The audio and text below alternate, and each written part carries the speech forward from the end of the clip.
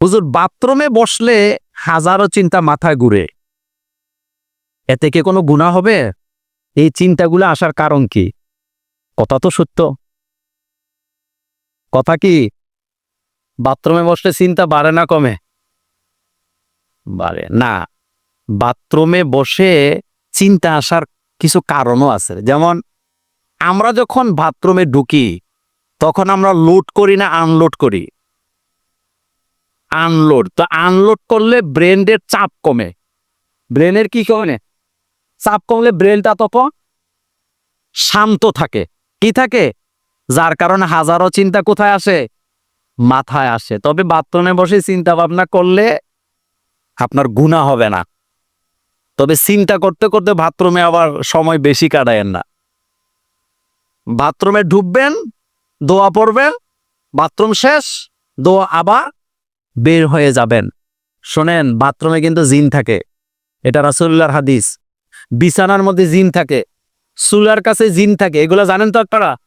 এই জন্য বাথরুমে ডুববেন, আবার দ্রুত আবার আজকে থেকে ডরামো শুরু করেন না যে খাইছি রে বাথরুমে, সব বাথরুমে জিন থাকবে এরকম কোনো কথা আছে নাকি? আপনারটাতে নাও থাকতে পারে, কিন্তু বাথরুমে কি থাকে? জিন থাকে, এটা রাসূলুল্লাহর হাদিস। তবে বাথরুমে ঢুকলে চিন্তা আসার মূল কারণই হলো আমরা বাথরুমে যখন বসি আমাদের ব্রেন কি থাকে? চাপ মুক্ত থাকে, শান্ত থাকে। এই জন্য জমি জমা, ব্যবসা বাণিজ্য, অনেকে আবার বাথরুমে চিন্তা করতে করতে স্ট্রোকও করে লায়। না, বাথরুমে যখন ঢুকবো আমরা তখন বাথরুম কেন্দ্রিকই আমাদের কাজগুলো হওয়া কি উচিত, এবং যত দ্রুত পারেন বের হবেন। অনেকে গোসল করতে ঢুকলে অনেক সময়ও কি লাগে, যদিও এটা উচিত না, আমার নিজেরও লাগে।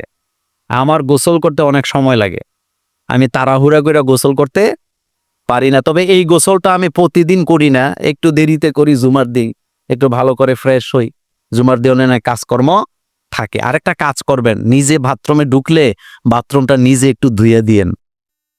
কথা কয় না তো? নিজের বাথরুম নিজে কি করবে?